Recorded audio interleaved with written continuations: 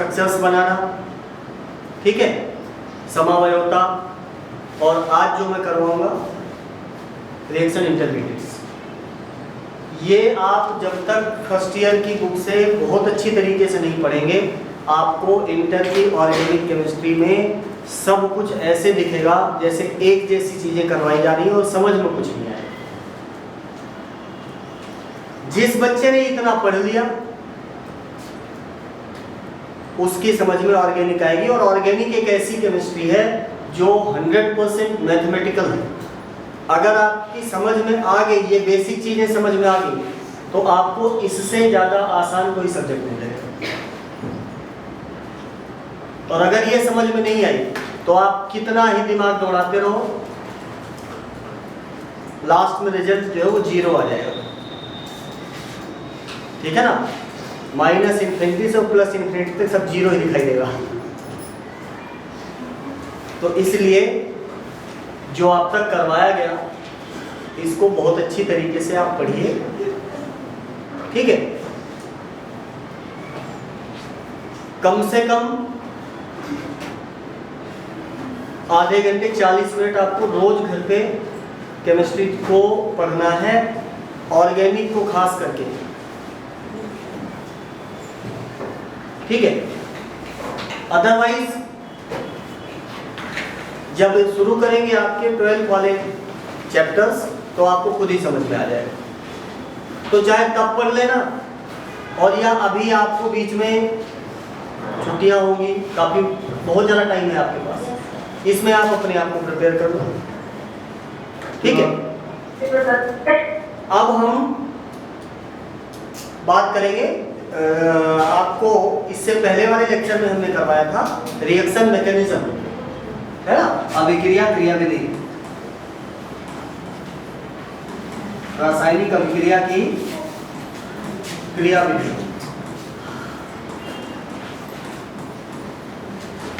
आज हमारा ये फर्स्ट ईयर का बिल्कुल लास्ट लेक्चर है, ठीक है। इसके बाद हम फिर आपके 12th की यूनिट शुरू करेंगे। अभिक्रिया की क्रियाविधि, क्रियाविधि का मतलब क्या होता है, कोई भी अभिक्रिया कैसे हो रही है। तो इसके लिए सबसे पहले ये समझिए अभिक्रिया किसे कहते हैं। बताया गया था अभिक्रिया में क्या होता है, एक होता है क्रियाधार, इंग्लिश में कहें तो इसको हम क्या कहेंगे, सबस्ट्रेट, ठीक है। और दूसरा होता है अटैकिंग रिएजेंट, अटैकिंग रिएजेंट, ठीक है।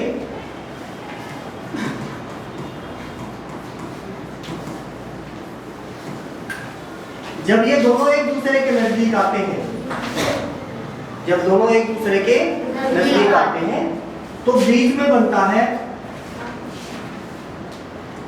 अभिक्रिया मध्यवर्ती। क्या बनता है, अभिक्रिया मध्यवर्ती, या जिसको हम कहते हैं इंटरमीडिएट।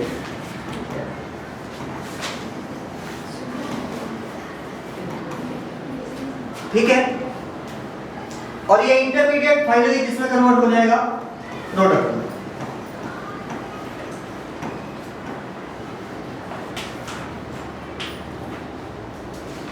अब पहले तो क्रियाधार मतलब जिस पदार्थ के ऊपर अभिक्रिया होनी है, अटैकिंग रिएजेंट आपको बताया गया था दो तरीके के, कौन कौन से, इलेक्ट्रॉन्स नहीं और नाभिक से नहीं, है ना। इलेक्ट्रॉन से नहीं पे कैसा चार्ज बताया था, पॉजिटिव, और नाभिक से नहीं पे कैसा चार्ज बताया था, नेगेटिव। ठीक है, समझ में आ गया? Yes sir. तो अभिक्रिया को समझने के लिए सबसे पहले तो ये देखिए कि अगर नाभिक से नहीं आ रहा है तो इसका मतलब उसके ऊपर कैसा चार्ज है, नेगेटिव। और कोई भी नेगेटिव चार्ज सदैव किसके पास जाना चाहेगा, पॉजिटिव चीज के पास। तो अगर नाभिक से नहीं आ रहा है, अगर नाभिक से नहीं आ रहा है मतलब न्यूक्लियोफाइल का अटैक हो रहा है, तो वो क्रियाधार के पॉजिटिव पोल पे अटैक करेगा। यानी न्यूक्लियोफाइल किस पे अटैक करेगा, पॉजिटिव पार्ट। और अगर इलेक्ट्रॉन से नहीं आ रहा है तो वो किस पे अटैक करेगा, नेगेटिव पार्ट। समझ में आया? जब अटैकिंग रिएजेंट का अटैक हो जाएगा, जब अटैकिंग रिएजेंट का, तो सबसे पहले तो आपको यह समझना पड़ेगा, आपको बताया गया था इलेक्ट्रोनेगेटिविटी के बारे में कि किसी भी क्रियाधार को आप देखिए तो देखने के बाद आपको सबसे पहले ये पता लगाना है कि इस क्रियाधार में चार्ज कैसे डेवलप होगा, किस परमाणु पे पॉजिटिव आएगा और किस पे नेगेटिव। जिसकी इलेक्ट्रॉन बंधुता या इलेक्ट्रोनेगेटिविटी ज्यादा होगी उस पे नेगेटिव आएगा और जिसकी इलेक्ट्रॉन बंधुता कम होगी उस पे पॉजिटिव आएगा। समझ में आ गया? जिस परमाणु की इलेक्ट्रॉन बंधुता या इलेक्ट्रोनेगेटिविटी ज्यादा होगी उस पे कैसा चार्ज आएगा? Negative charge. और जिसकी इलेक्ट्रोनेगेटिविटी कम होगी वो पॉजिटिव। अब इलेक्ट्रोनेगेटिविटी कम ज्यादा कैसे पहचानेंगे? ये मैंने आपको बताया था कि पीरियोडिक टेबल यानी आवर्त सारणी में जब आप लेफ्ट से राइट जाएंगे, कहां से? कहां को? राइट, ठीक है ना? तो इलेक्ट्रोनेगेटिविटी बढ़ेगी, इलेक्ट्रोनेगेटिविटी बढ़ेगी। ऐसे ही टॉप टू बॉटम चलेंगे तो इलेक्ट्रोनेगेटिविटी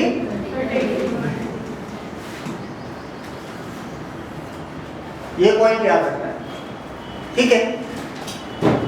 जैसे कार्बन और ऑक्सीजन में अगर बॉन्ड बना तो इसको देखते ही पता लग जाना चाहिए कि पीरियोडिक टेबल में ऑक्सीजन का स्थान 16वें ग्रुप में है और कार्बन का स्थान उससे पहले 12वें ग्रुप में। तो इसलिए ऑक्सीजन होगा ज्यादा इलेक्ट्रोनेगेटिव और कार्बन होगा कम इलेक्ट्रोनेगेटिव। इलेक्ट्रोनेगेटिविटी का मतलब बताया गया था कि इलेक्ट्रॉन को खींचने की क्षमता, ठीक है ना?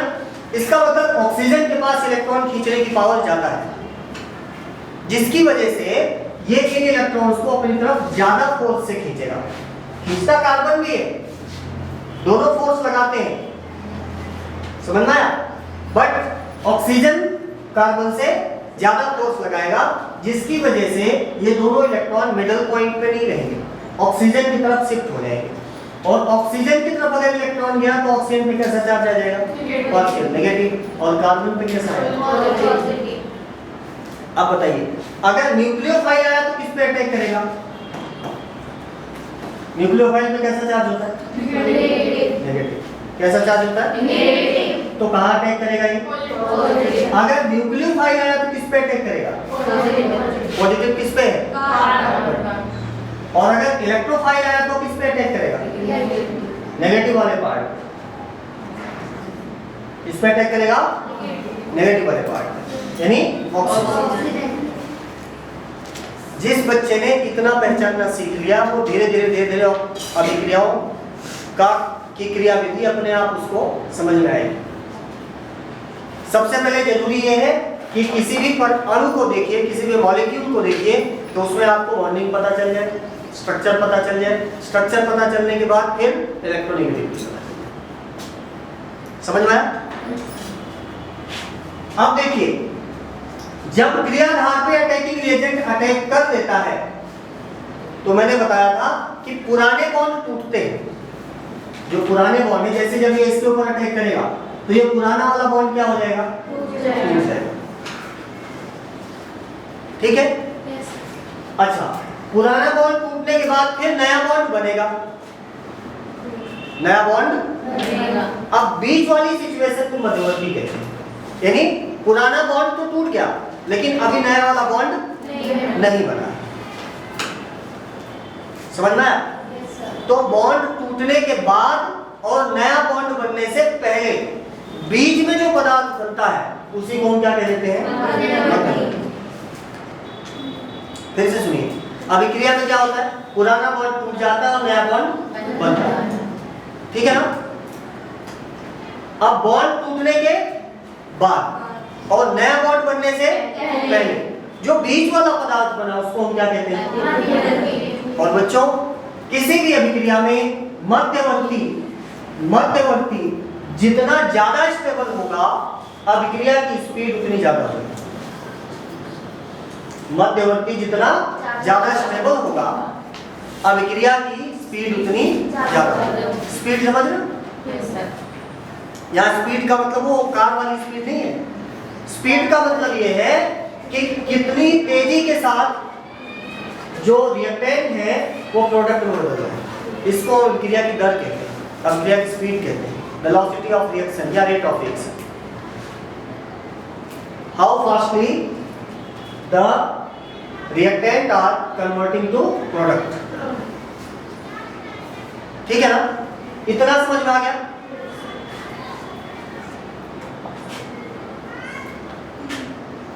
अब हमने कहा कि इसमें दो प्रोसेस होते हैं, बंध का टूटना और दूसरा क्या होता है, नया बंध बनना। अभिक्रिया में दो ही चीजें होती हैं, पुराने बॉन्ड टूटते हैं और नया बॉन्ड। बॉन्ड तोड़ने के लिए आपको एनर्जी बाहर से देनी पड़ेगी, ठीक है ना। किसी भी चीज को, जैसे मान लीजिए इसको तोड़ना है तो आपको एनर्जी लगानी पड़ेगी, समझ में आया। और अगर बॉन्ड बन रहा है तो एनर्जी रिलीज, ठीक है। तो जब भी आप इसका एनर्जेटिक्स देखते हैं तो एनर्जेटिक्स में क्या होता है, पहले बॉन्ड तोड़ना है तो एनर्जी बढ़ेगी, एनर्जी बढ़ेगी। जब बॉन्ड टूट जाएगा तो यहां बन जाएगा इंटरमीडिएट, क्या बन जाएगा, इंटरमीडिएट। और मध्यवर्ती। फिर इंटरमीडिएट स्टेबल हुआ थोड़ा सा, इसके बाद फिर इसके ऊपर जब अटैक होगा तो किसमें कन्वर्ट हो जाएगा, प्रोडक्ट।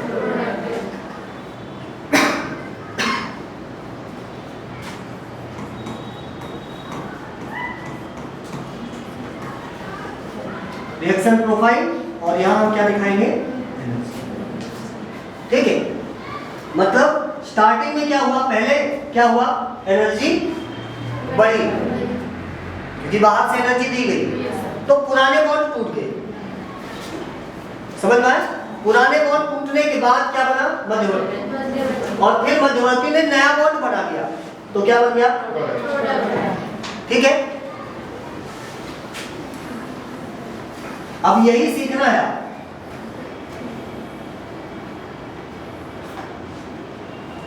बॉन्ड टूटता कैसे।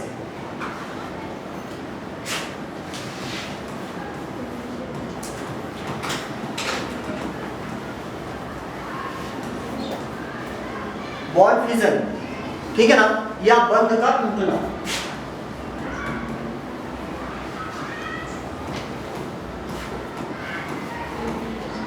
इसके लिए सबसे पहले ये बताइए कि बंध बनता कैसे है, पता है किसी को, कोवेलेंट बॉन्ड फॉर्मेशन कैसे होती है। जैसे कार्बन कार्बन के बीच में जब बॉन्ड बनता है कैसे बनता है, एक इलेक्ट्रॉन ये वाला कार्बन लेता है, दूसरा इलेक्ट्रॉन, दोनों इलेक्ट्रॉन बीच में रख दिए जाते हैं, है ना। अगर ये दोनों परमाणु सेम है, अगर ये दोनों परमाणु सेम है तो इन दोनों इलेक्ट्रॉन्स पे जितना अट्रैक्शन इधर लगेगा उतना ही इधर लगेगा। इसका मतलब है दोनों इलेक्ट्रॉन कहां रहेंगे, बीचों बीच में रहेंगे, समझ में आया। लेकिन अगर मान लीजिए एक तरफ कार्बन है, जैसे अभी मैंने एग्जांपल दिया था, एक तरफ कार्बन है और दूसरी तरफ क्या है, ऑक्सीजन, तो एक इलेक्ट्रॉन कार्बन देगा, दूसरा इलेक्ट्रॉन ऑक्सीजन। लेकिन क्योंकि ऑक्सीजन की इलेक्ट्रोनेगेटिविटी कार्बन से ज्यादा है, वो इन इलेक्ट्रॉन्स पे कार्बन से ज्यादा फोर्स लगाएगा, इस वजह से ये दोनों इलेक्ट्रॉन किसकी तरफ शिफ्ट हो जाएंगे, ऑक्सीजन की तरफ, समझ में आया। इस तरीके से अब दोनों बॉन्ड को टूटने का प्रोसेस देखिए, क्योंकि यहाँ पे दोनों ने फोर्स सेम लगाया, जितना ये इलेक्ट्रॉन खींच रहा है उतना ही ये खींच रहा है, ठीक है। इसलिए जब ये वाला बॉन्ड टूटेगा तो दोनों बराबर बराबर इलेक्ट्रॉन का बंटवारा कर देंगे, दोनों ही परमाणु क्या करेंगे, इस इलेक्ट्रॉन का बराबर बराबर बंटवारा करेंगे, इक्वल डिस्ट्रीब्यूशन हो जाएगा। इक्वल डिस्ट्रीब्यूशन होगा तो दो चीजों के बीच में दो इलेक्ट्रॉन का बंटवारा हो रहा है, तो एक एक लेके अलग हो जाएंगे, ठीक है ना। और इस तरीके से जब बॉन्ड टूटता है तो उसको कहते हैं होमोलाइटिक फिशन। क्या कहते हैं, होमोलाइटिक फिशन। अब यहां देखिए,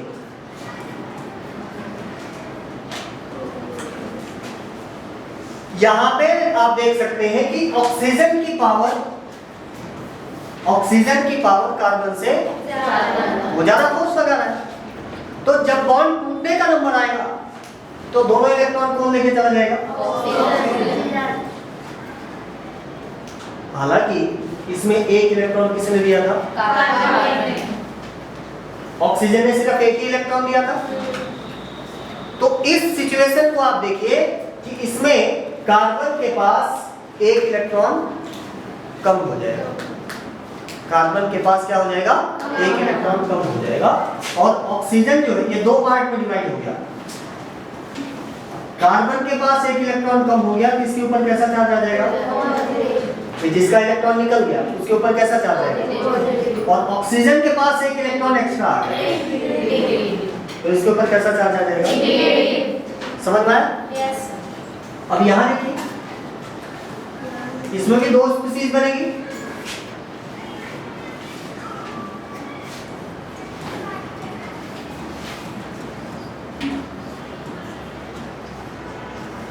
क्या इन दोनों में कोई चार्ज आएगा? बोलो। अरे अपना अपना इलेक्ट्रॉन लेके अलग हुए हैं तो कैसा चार्ज? कोई चार्ज नहीं आएगा। बस सिर्फ इनमें एक चीज रहेगा कि इसमें एक इलेक्ट्रॉन ऐसा रहेगा जो अभी अनपेयर्ड है। कैसा है? अनपेयर्ड, यानी जो बॉन्ड बनाने में यूज नहीं हो रहा है। और साथ में इस कार्बन का ऑक्टेट पूरा नहीं है। काउंट कीजिए, 2, 4, 6 और एक इलेक्ट्रॉन है। एक अनपेयर्ड इलेक्ट्रॉन है, ठीक है ना, जिसकी वजह से ये भी बहुत ज्यादा रिएक्टिव होगा। ठीक है, इसको हम जहां होमोलाइटिक फिजन होता है इसमें जो स्पीशीज बनती है उसको हम कहते हैं, इंग्लिश में कहते हैं बच्चों फ्री रेडिकल। क्या कहते हैं? Free radical. हिंदी में मुक्त मूलक। क्या पहचान है मुक्त मूलक की? क्या मुक्त मूलक में कोई चार्ज होता है? क्या मुक्त मूलक में कोई चार्ज होता है? नहीं। तो होता क्या उसके पास? Unpaired electron. क्या होता है?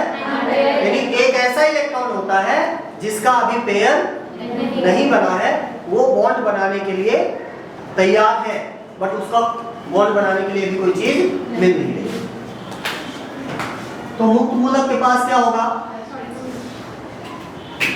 अनपेयर्ड इलेक्ट्रॉन, अयुग्मित इलेक्ट्रॉन। हिंदी में क्या कहेंगे?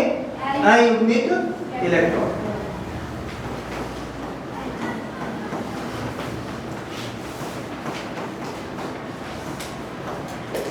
कैसे बनता है ये?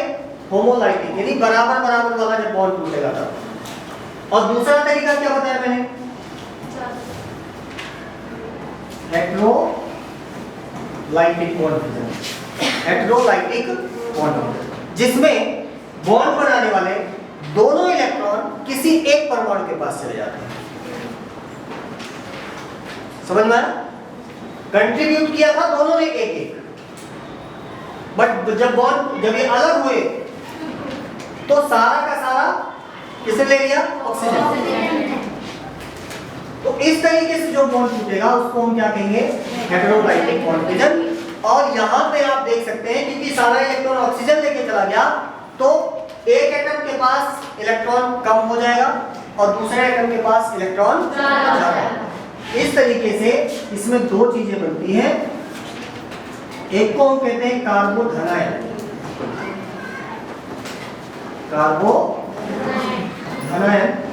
और दूसरे को कहते हैं कार्बन।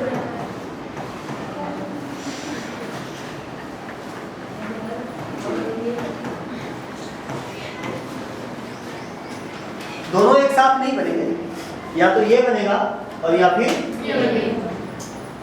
ठीक है,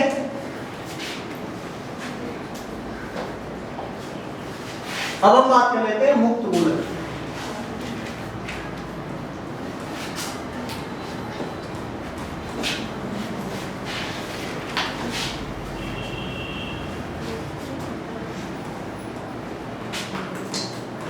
कब बनेगा ये?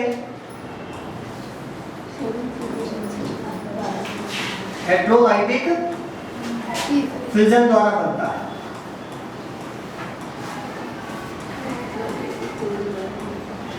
ठीक है,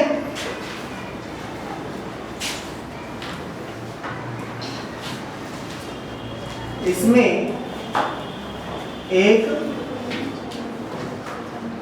अयुग्मित इलेक्ट्रॉन होता है, अयुग्मित इलेक्ट्रॉन होता है। ठीक है,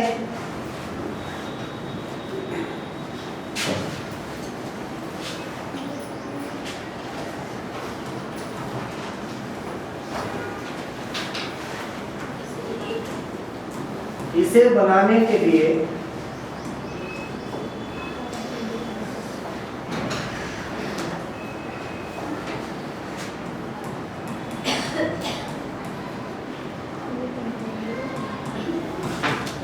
बाह्य ऊर्जा जैसे sunlight, heat, ultraviolet rays, electricity,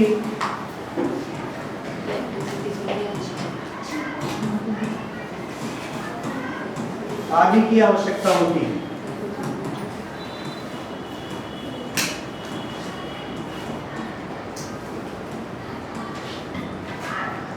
ठीक है,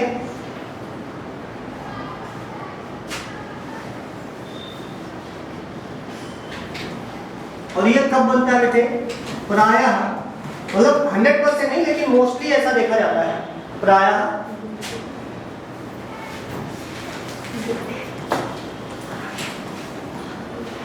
सिमिलर एटम के बीच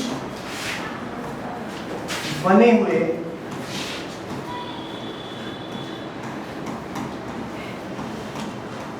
बॉन्ड टूटने पर बनता है। ठीक है,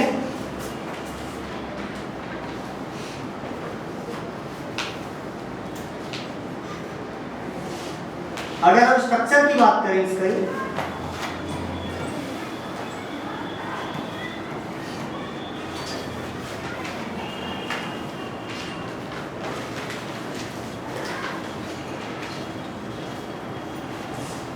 इसके पास क्या होता है? एक अनपेयर्ड इलेक्ट्रॉन, या ऐसे लिख दो, या फिर सीधे ऐसे लिख के और यहाँ पे एक पॉइंट लगा। ये पॉइंट आपको क्या बताता है? किसके पास एक अनपेयर्ड इलेक्ट्रॉन। ठीक है, अब हम बात करेंगे स्थायित्व का क्रम।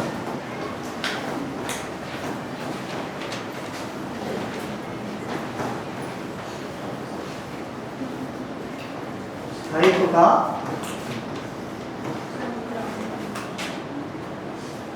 सबसे ज्यादा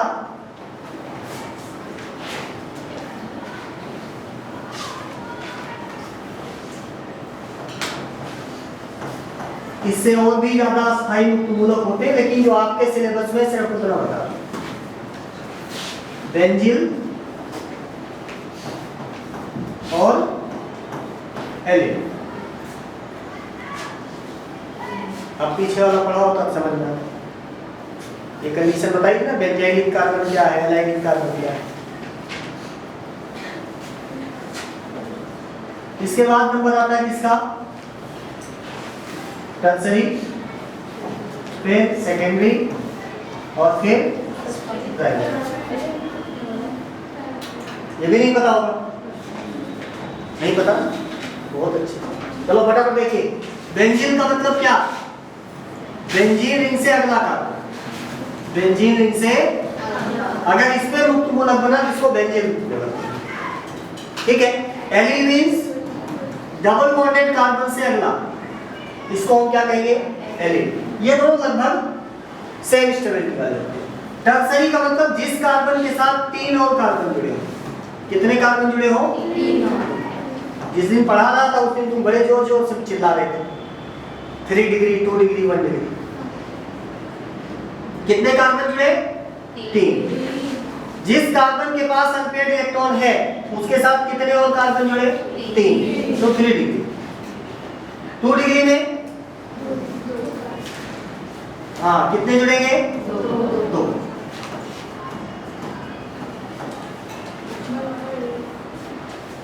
ठीक है, और 1 डिग्री में 1।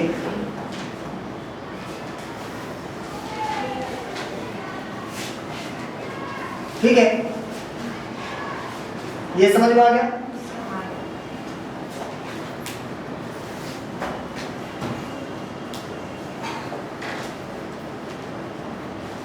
तो मुक्त मूलक में कम से कम इतनी चीजें याद रखनी है आपको। मुक्त मूलक कब बनेगा? जब होमोलाइटिक फिजन होगा। होमोलाइटिक फिजन अक्सर कहाँ होता है? जब बॉन्ड सेम एटम के बीच में बना हो।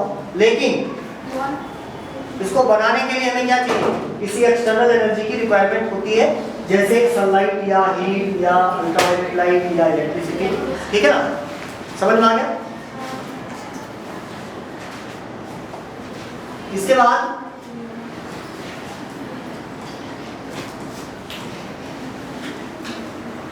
कार्बोधन है, कार्बोधन।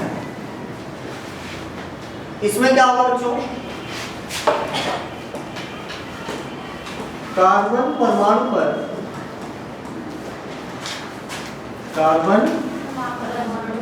पर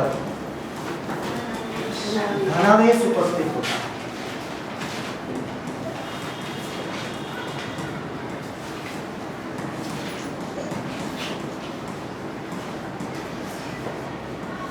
ठीक है, इसमें स्टेबिलिटी ऑर्डर सेम होगा।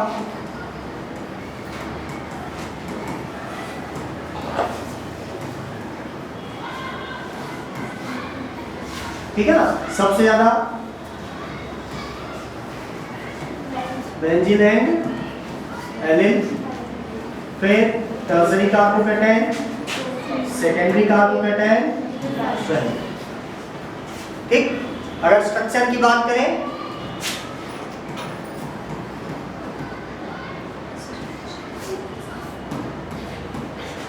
तो कैसा स्ट्रक्चर होगा इसका? Triangular plane, triangular plane.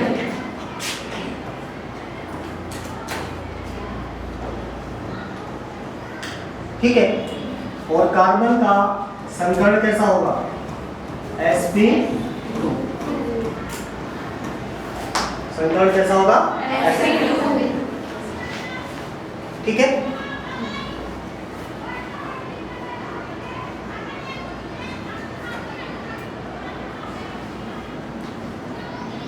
ये जरूर याद कर लेना, क्योंकि रिएक्शन में जब भी आप कोई भी किसी भी रिएक्शन की मैकेनिज्म करेंगे तो वहाँ पे स्टेबिलिटी आपको निकालनी पड़ेगी।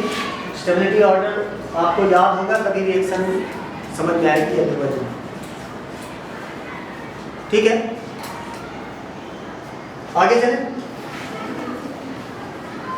इसके बाद है कार्बोहाइड्रेट।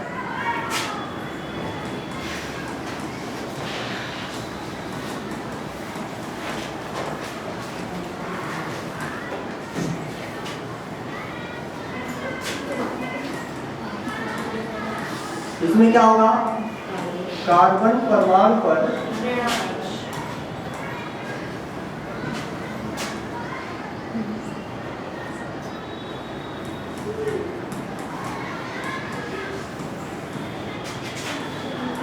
ऋणावेश उपस्थित होता है।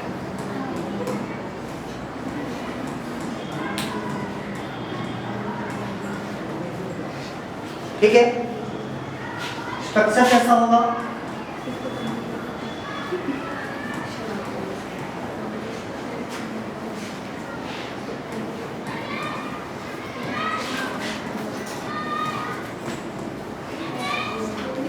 पिरामिड जैसा।